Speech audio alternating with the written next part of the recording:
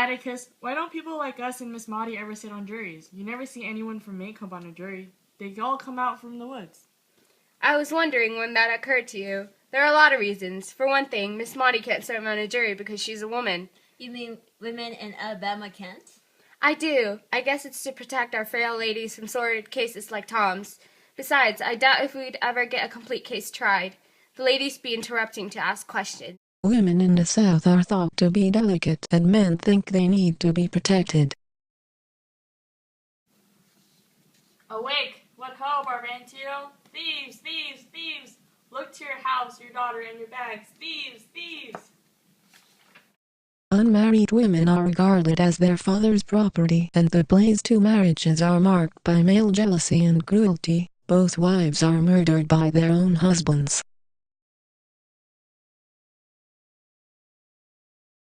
If you had been on that jury, son, and 11 other boys like you, Tom would be a free man. So far, nothing in your life has interfered with your reasoning process. Those are 12 reasonable men in everyday life. Tom's jury, but you saw something come between them and reason. You saw the same thing that night in front of the jail. When that crew went away, they didn't go as reasonable men. They went because we were there. There's something in our world that makes men lose their heads. They couldn't be fair if they tried. In our courts, when it's a white man's word against a black man's, the white man always wins. They're ugly, but those are the facts of life. Doesn't make it right. You can't convict a man on evidence like that. You can't. You couldn't, but they could and did. The older you grow, the more of it you'll see. The one place where a man out to get a square deal is in a courtroom. Be he any color of the rainbow, but people have a way of carrying their resentments right into a jury box. As you grow older, you'll see white men cheat black men every day of your life. But let me tell you something, and don't you forget it. Whenever a white man does that to a black man, no matter who he is, how rich he is, or how fine of a family he comes from, that white man is trash. According to Atticus, there's just something about race that makes white people crazy. He also acknowledges that law isn't a pure realm free of the prejudices that plague everyday life. It's subject to the same problems as society at large. Usually Atticus is a voice of hope for change, but here he flatly says that racism is a fact of life, suggesting that losing Tom's case severely dented his optimism concerning human nature, or else that, having sat through the case, Jem is ready to hear the truth. Grimmer version of how the world works.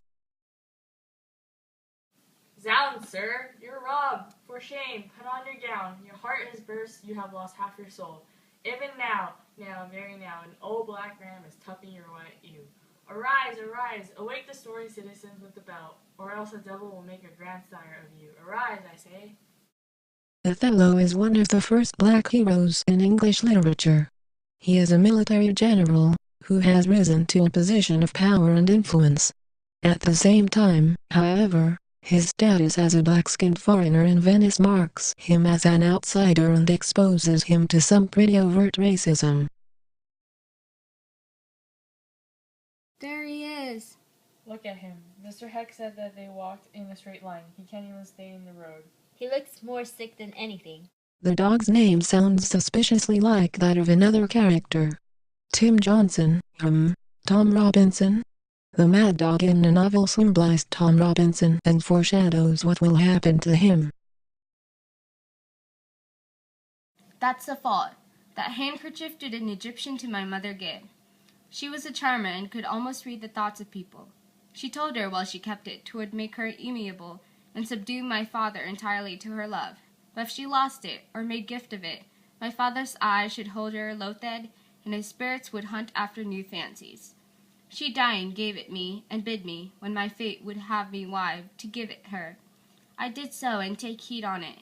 Make it darling, like your precious eye. To lose it, or give it away, were such perdition as nothing else could match.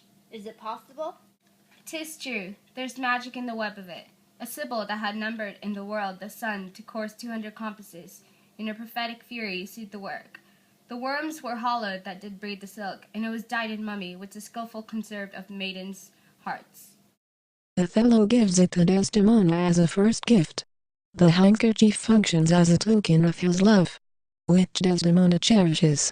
Iago also knows that, for Othello, the handkerchief symbolized Desdemona's fidelity, which is why Iago convinces his wife to steal it from Desdemona. The handkerchief also seems to function as a symbol of Othello's mysterious past and his exoticness.